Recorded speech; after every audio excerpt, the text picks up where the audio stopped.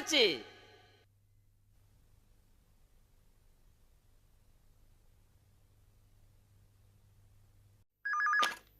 Hello, நான் ஜானகி பேசுறேன். சொல்லுங்க சம்மந்தி. உங்க போனுக்காகத்தான் நான் விளக்குமாரோட காத்துக்கிட்டு இருக்கேன். என்னது விளக்குமாரோடையா? என்ன சொல்ற நீ? நீங்க ஒண்ணு தப்பா நினைச்சுக்காதீங்க. லக்ஷ்மி நீங்க எப்ப வீட்டை விட்டு துரத்துவீங்க, எப்ப போன் பண்ணி சொல்வீங்க, அவ எப்ப பெட்டியோட வந்து நிப்பா, எப்ப அவளை 4 சாத்து சாத்தலான்னு விளக்குமாத்தோட காத்துக்கிட்டு இருக்கேன்னு சொல்ல வந்தேன். இத தெளிவா முன்னாடியே சொல்ல வேண்டியதானே? நான் என்னமோ ஏதோன்னு பயந்து போயிட்டேன். இப்ப நான் சொல்ல வந்த விஷயமே அதுதான். லக்ஷ்மி பொட்டியோட கிளம்பி இப்ப நேரா அங்கதான் வந்துகிட்டு இருக்கா. நீ விளக்குமாற கீழே போட்டுறாத. இவ்வளவு சந்தோஷமான விஷயத்த இவ்வளவு லேட்டா சொல்றீங்களே சம்மந்தி. வரட்டும் வரட்டும், அவளை வாசல்லையே நிக்க வச்சு தோலை உரிச்சு தோரணம் கட்டுறேன். எப்படியோ நீ அவளை இங்கிருந்து கிளப்பிட்ட.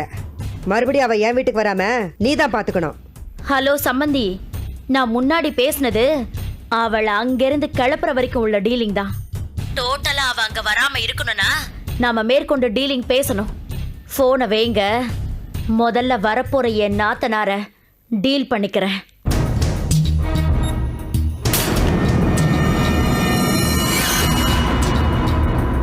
லக்ஷ்மி, நீ என் பையனை வளைச்சு போட்டல்ல, அதாண்டி நான் உன் வாழ்க்கையை களைச்சி போட்டுட்டேன்.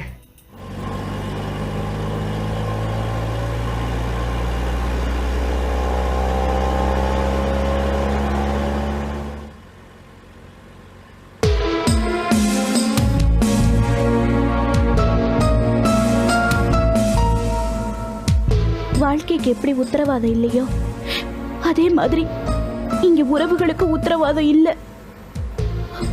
விஜய், நீங்க என் கழுத்துல தாலி கட்டுறதுக்கு முன்னாடி நிமிஷம் வரைக்கும் நீங்க யாருன்னு எனக்கு தெரியாது. கல்யாணம் நின்னு போய் நான் சாக போறப்போ நீங்க வந்து தடுக்காம என் கழுத்துல தாலி கட்டாம இருந்திருந்தா நான் ராசி இல்லாதவங்கிற பேரோட மட்டும்தான் செத்திருப்பேன். ஆனா இப்போ வாழ்க்கை கொடுத்த நீங்களே வழிமாறி போறவன்னு பட்டத்தையும் கொடுத்து என் மேல சந்தேகப்பட்டுட்டீங்க. அதாங்க என்னால தாங்க முடியல. இப்ப இந்த பட்டத்தோட நான் வீட்டுக்கு போனா சும்மாவே சாமி ஆடுற எங்க அண்ணி மிச்சம் இருக்கிற என் உயிரை பேசியே கொன்னுடுவா. நான் தடமாறல, தப்பு பண்ணலைங்கிறத உங்களுக்கு நிரூபிக்க முடியும். கல்யாணம் பண்ணிக்கிட்டு 2 பேரும் ஜோடியா தான் எங்க அண்ணன் வீட்டுக்கு போகணும்னு நினைச்சேன். ஆனா இப்போ நாம இப்படி தனித்தனியா பிரிஞ்சு போறது எங்க அண்ணனுக்கு தெரிஞ்சா அதை அவரால் தாங்கிக்க முடியாது. அதனால நான் மட்டும் தனியா எங்க வீட்டுக்கு போகணும். தலை வலிக்குதுன்னு சொன்னா மாத்திரை வாங்க போவாரு, அப்ப நம்ம போயிடலாம். இதான் சரியான யோசனை. என்னங்க, எனக்கு தலை வலிக்கிற மாதிரி இருக்கு. ஒரு மாத்திரை வாங்கி தரீங்களா?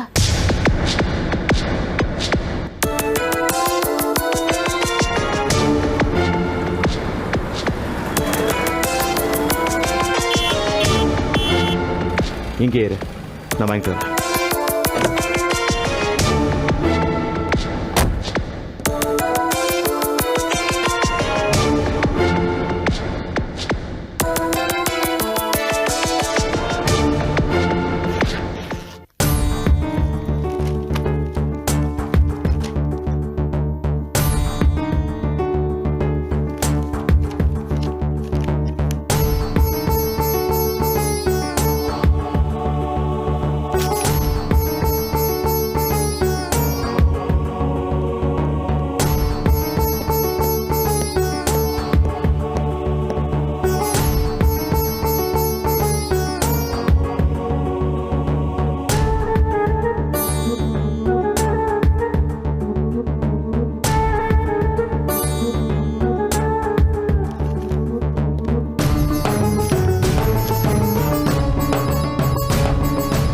விஜய், இப்பவும் சொல்றேன், நான் எந்த தப்பும் பண்ணல.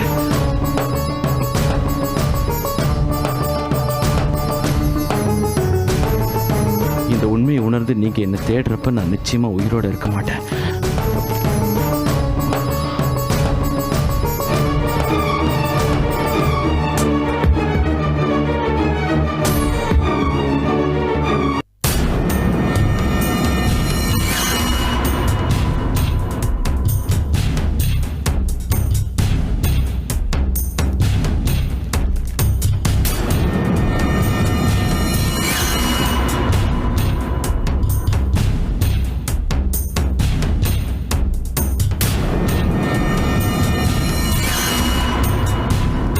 என்ன வடிவு, ரொம்ப நேரமா அங்கேயும் இங்கேயும் நடந்துகிட்டே இருக்க?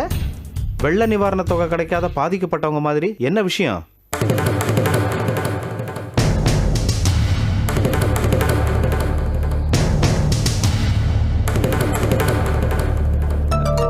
வாமா. நில்லடியாங்க. எங்கடி வந்த? இங்க எங்க வந்த? அண்ணி. அண்ணியா? என்னடி அண்ணி? போடி வெளியில. ஏய் நிறுத்துடி. இனி அவ மேல கைய வச்ச கொன்னுருவன், ஜாக்கிரதை. கொன்னுடுங்க, என்ன கொன்னுடுங்க. இவ கதைய வாய் திறந்து சொல்ல ஆரம்பிச்சா இந்த தெருவே நாறி போயிடும். ஏன் கதையா? ஏன் கதையை சொல்ல போறீங்களா? இது என்ன புது கதையா இருக்கு? இது புது கதைலாம் ஒண்ணும் கிடையாது. ஏற்கனவே 100 நாளா நடந்துட்டு இருக்கிற பழைய கதை தான்.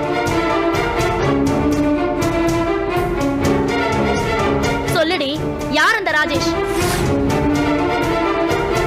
அவனுக்கும் உனக்கும் என்ன சம்பந்தம்? அவனுக்கும் உனக்கும் எத்தனை நாளா பழக்கம்? உன் வயிற்றுல சுமக்கிறியே அந்த குழந்தைக்கு அப்ப விஜயா இல்ல அந்த ராஜேஷா? கேக்குறல, சொல்லு. ஏய், யார பார்த்து என்ன கேள்வி கேக்குற? என் தங்கச்சியை பார்த்தா இப்படி கேக்குற? அடிங்க, நல்லா அடிங்க. நான் ஊட்டி வளர்ந்த உங்க தங்கச்சி இப்படி அவ பேரோட வந்து நிக்கிறா. இந்த அவமானத்தை எல்லாம் பார்த்துக்கிட்டு நான் உயிரோட இருக்கணுமா? என்ன அடிங்க, அடிச்சு கொல்லுங்க, என்ன கொன்னுடுங்க, என்ன அடிச்சு கொன்னுடுங்க, என்ன அடிச்சு கொன்னுடுங்க.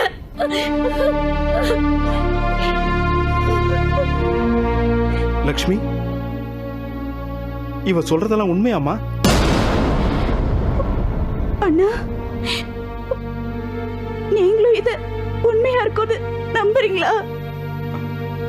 இல்லம்மா, இல்ல.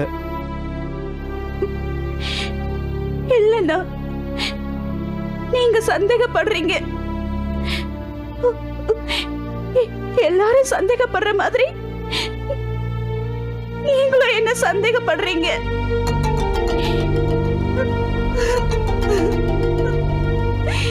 சந்தேகம் இல்ல, உண்மை அதுதான்.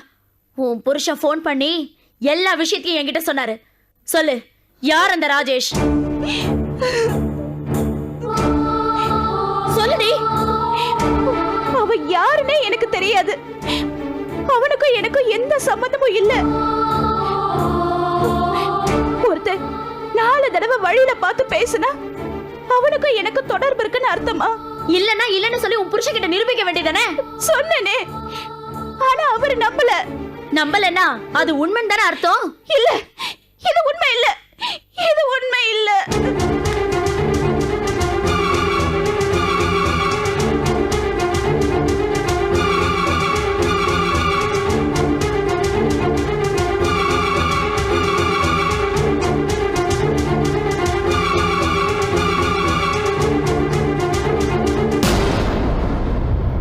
அவ இங்க இருக்கட்டும், நான் வெளியில போயிடுறேன். இல்ல நான் செத்து போயிடுறேன். வேண்டாம் நீ, என்னால நீங்க இந்த வீட்டை விட்டு வெளியில போக வேண்டாம். நீங்க எங்கேயும் போக வேண்டாம், நானே போறேன். நான் வரேன்னு. லக்ஷ்மி, லக்ஷ்மி, நான் சொல்றதை கேளுமா. லக்ஷ்மி,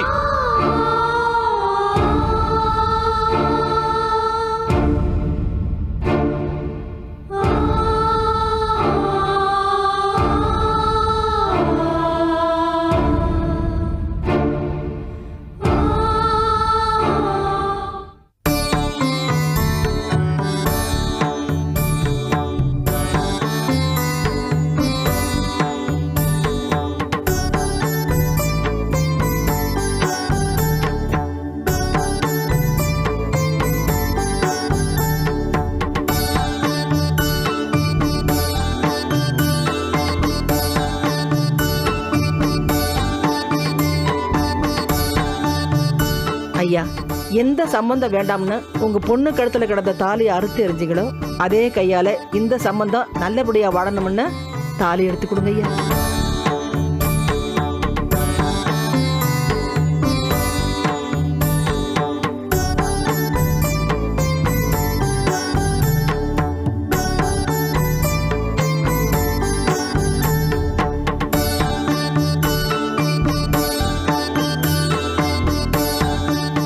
வெறும் சாதிசனம், கேவலமா பேசுமேங்கிற தப்பான எண்ணத்துல உங்களை பிரிச்சே ஆகணுங்கிற தவறான முடிவுக்கு வந்துட்டேன்.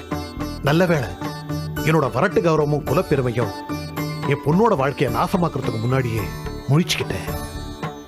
நீங்க 2 பேரும் சந்தோஷமா நீண்ட நாள் வாழணும். இந்தப்பா தாலி அவ கழுத்துல கட்டு.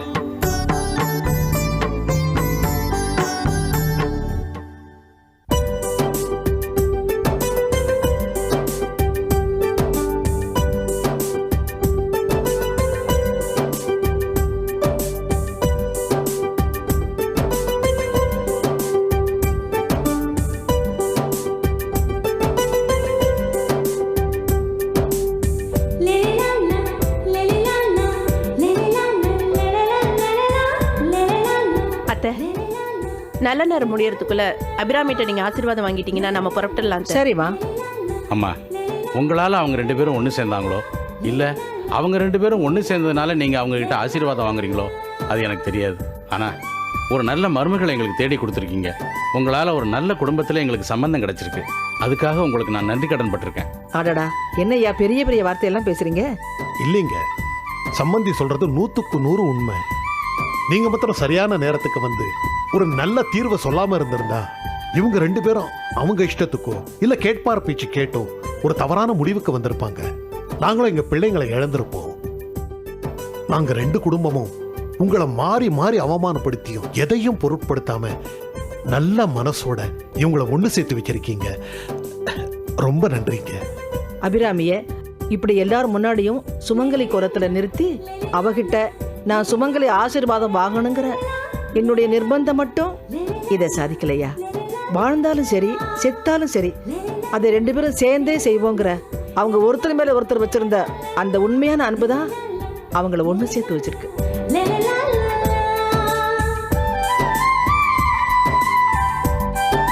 அம்மா, உங்க தாலி பலத்துக்காக நீங்க அபிராமி காலில் விழுந்து ஆசீர்வாதம் வாங்குறதுக்கு முன்னாடி நான் கட்ட தாலிக்கு உயிர் கொடுத்த உங்க காலில் விழுந்து ஆசீர்வாதம் வாங்குறதாமா முறை. அபிராமி, நீ என்னைக்கு பூவோடையும் பொட்டோடையும் தீர்க்காயசா தீர்க்க சுமங்கலியா வாழணுமா? எந்திரிங்க. அத்தை, ஆசீர்வாதம் வாங்கலாமா? வாங்கலாமா?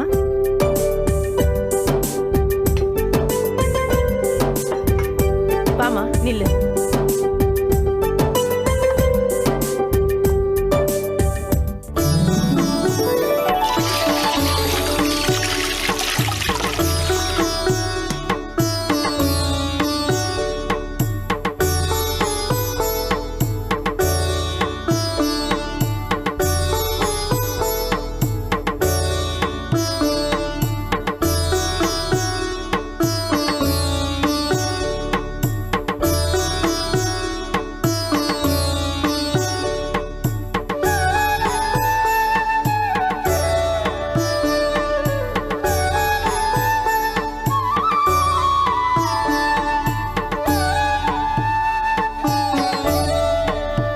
சஞ்சலங்கள்லாம் தீர்ந்து உங்க வீட்டுக்காருக்கு ஏற்பட்ட கெடுதல்கள்லாம் நல்லபடியா முடிஞ்சு நீங்க அவரோட சகல சௌபாகியங்களோட தீர்க்க சுமங்கலியா வாழணுமா? ரொம்ப நன்றிமா அபிராமி. உன் உதவிய நான் என்னைக்கும் மறக்கவே மாட்டேம்மா. வணங்குற வயசுல வாழ்த்துற பாக்கியத்தை கொடுத்த உங்களையும் நான் என்னைக்குமே மறக்க மாட்டேன்.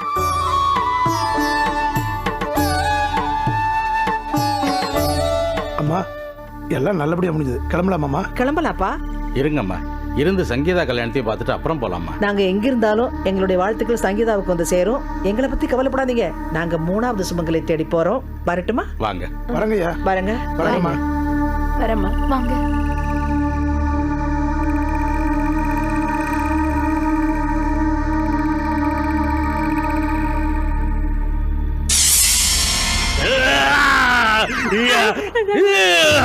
இப்போ என்ன பண்ணி என்ன பிரயோஜனம்?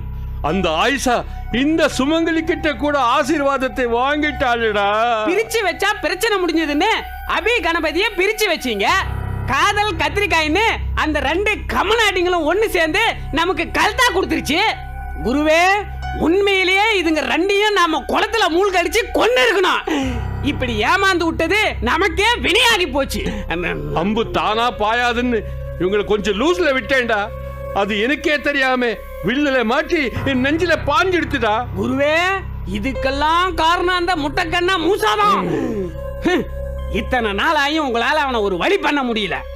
முட்டாள், அவன் என்ன பூலோக குழந்தையா ஈஸியா கடத்திட்டு வந்து கொள்றதுக்கு? அவன் பூதலோக இளவரசன்டா.